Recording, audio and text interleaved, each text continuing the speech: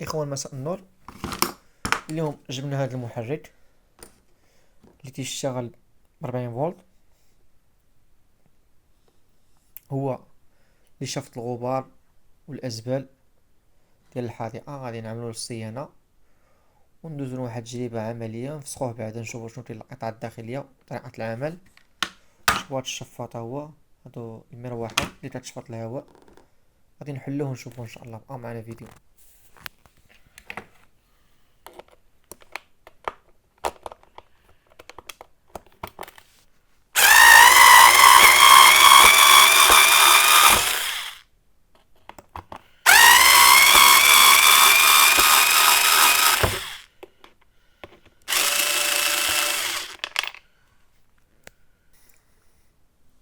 كما تشوفوا الان بعد ما فسخنا المحرك، هادو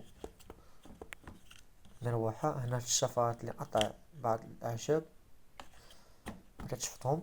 هنا المحرك، كنلاحظ أن 3 ديال الخيوط اللي غادي للمحرك.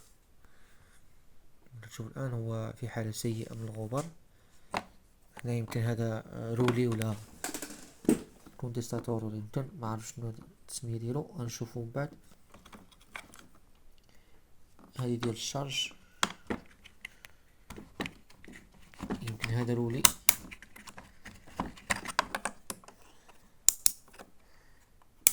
هذا رولي ديال الضوء. تديرو مثل هنا رولي ريجيلاتور زيادة ونقصان. وغادي نعملو الصيانة للمحرك ان شاء الله.